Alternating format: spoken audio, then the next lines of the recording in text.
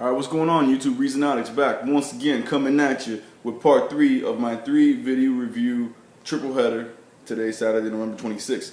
Now, we already had the GameCube review for Star Wars Rogue Squadron 2 Rogue Leader, one of the launch titles for the GameCube. We had the review for Mortal Kombat on PlayStation 3. And now we have a Nintendo Wii review. This is a game I've owned for a little bit less than a year. Should have done a review a long time ago. I think I might have, talked about it here and there, but never really did a review. A couple of y'all might be waiting for that.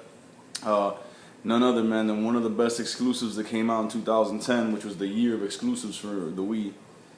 Donkey Kong Country Returns.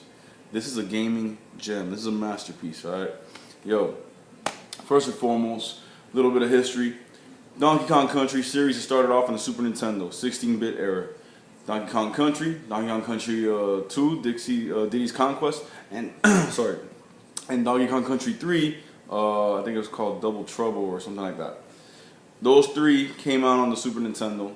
Then we had a Donkey Kong 64 on the 64, which was epic, but that was a whole different type of game. That was a 3D action adventure platformer. The first three games that came out on the Super Nintendo ran in the vein of your classic 2D side-scrolling action adventure platformer. Your Marios, your Mega Mans, things like that. Epic, especially for the time on the Super Nintendo, produced these three-dimensional graphics that even though the game wasn't 2D side-scrolling type of gameplay, the environments and the graphics were animated so smoothly and so amazingly with the technology that the Super Nintendo was able to achieve at that time that they appeared to be 3D. So it was really nice.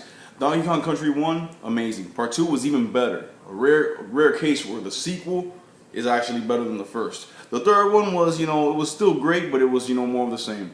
Well, now, all these years later, on the Nintendo Wii, Nintendo decided to go crazy in 2010 and just blast the industry with just exclusives. They say, Nintendo Wii is not for the hardcore. Well, we're going to get to the hardcore fans right now. Boom, GoldenEye. Boom, Kirby. Boom, Donkey Kong Country Returns. Boom, Tatsunoko vs. Capcom. Boom, just exclusive after Mario Galaxy 2. Boom, exclusive after exclusive after exclusive in 2010.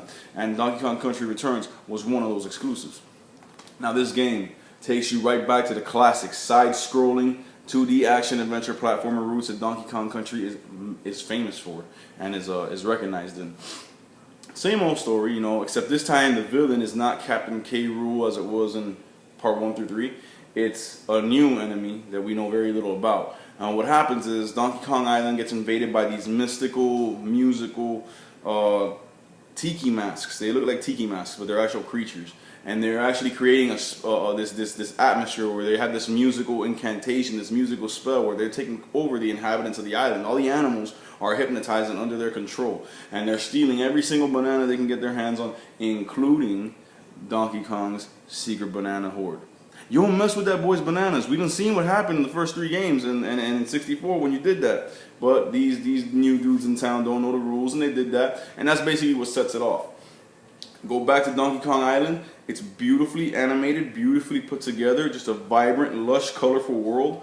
If I'm not mistaken, if I remember, because I played through this entire game, I beat it already.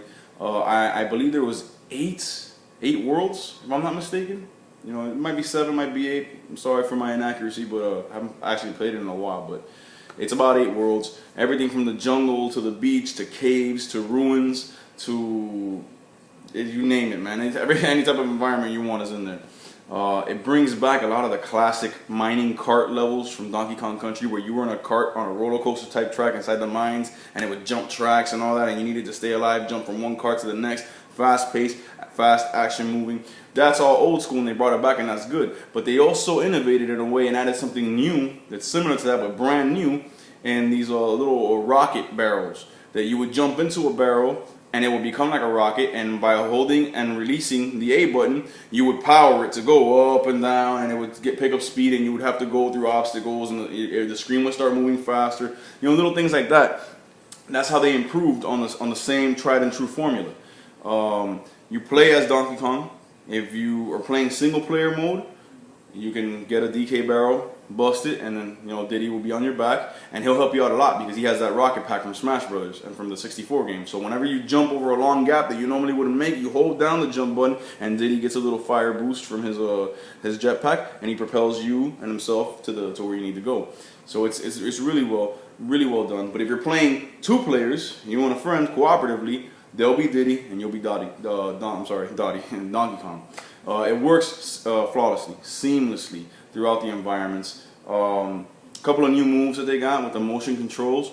If you shake the 2 controllers while being stationary, if you're Donkey Kong, he'll slam the ground, he'll pound the ground, and that makes different things happen in the environment, triggers off different reactions, opens up some new paths, things like that. If you're running when you shake the controllers, that's a roll, or in Diddy's case, a cartwheel. It's a kind of attack. If you hold down, when you're stationary and you do that, they blow.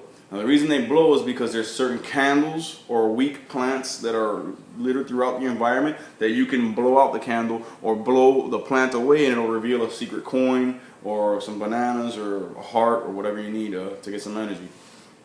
In this game, they also introduced, not only did they bring back the K, O, and G letters, the Kong letters that you need to collect, which you really need to collect all of them throughout every level. I'm not going to spoil why, but you need to.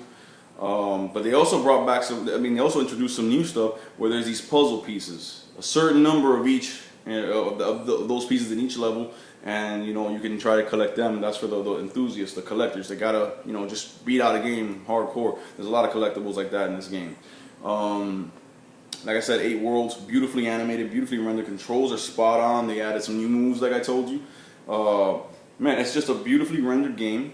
Takes you right back to that 16-bit era, but with these new generation graphics. It's beautifully animated. It's 2D, but it still looks 3D. There's a lot of depth. There are a lot of levels where you'll get into a barrel and fire off into the background and do some stuff over there and then fire back into the foreground. So it does play with the 3 dimensions a lot, but it stays true to its 2D roots. Awesome music. Donkey Kong franchise is known for just awesome, just toe-tapping, mind-infecting music, bro, that throughout the rest of your day after you've been playing, you'll be humming that through the mall or wherever in the back of your mind. You'll be like, where the hell did that come from? Oh man, that was Donkey Kong. So it's like that. It infects you like that. It's wonderful. Let me see if I'm leaving anything out, man. The boss battles, there's a boss battle at the end of each world, like there usually is in these traditional side-scrolling action adventure platformers, and it's usually a pissed off animal that the Tikis have controlled with their spells. I'm not gonna spoil them, but there's a couple of good ones. The final boss battle with the main Tiki, the one that's controlling all this, the tribal leader, whatever you want to call him. It's very challenging. It's not for the faint of heart. It's straight up. It's one of those frustrating, like, I got to beat this dude, but he keeps beating me type of bosses. But when you beat him, it's just like, you go nigga, It's like you get satisfied, So it's a great game. It's wonderful whether you play it 1 player or cooperative with a friend. It's one of the best exclusives on the Wii. It's one of those games that you have to have if you're a Wii owner. If you're into getting the exclusives that a system produces that are only available on that system, Donkey Kong Country Returns is one of those games for the Nintendo Wii. I give it a 9 out of 10. The only reason I'm not giving it a 10 is because I would have wanted more worlds. I would have wanted a little bit more innovation as far as going from the 2D to the 3D. They did a good job, but I would have wanted some more stuff. But other than that, man, it's a hit, man. It's amazing. It's addictive. You will sit there trying to play just for a few minutes and spend an hour playing through the entire first world or second world easily, and just be caught up in the fun of it and not know that you were there for that long. You know what I'm saying? So it's one of those games. It does its job. Hell of an exclusive. Soundtrack, like I said, bumping. Gameplay, awesome. Some of the puzzles and ways to open up new paths that you need to have Diddy for, or use the 2 of them to get done. Very creative. Challenging. The worlds get harder and harder as you go along, especially if you're trying to collect all the letters and all that stuff. Just very fun, man. Very, very good. Donkey Kong Country back to its glory days, man. I'd say really that this is the best Donkey Kong Country ever. Even better than the first and second. So check it out, y'all. God bless y'all. Hope you've enjoyed this triple header of reviews. Stay gaming. Please comment, subscribe. Let me know if there's anything I can do to make this more enjoyable for y'all, because that's what I do it for, man. The gamers out there. So let me know what's up, man. God bless y'all. Stay gaming.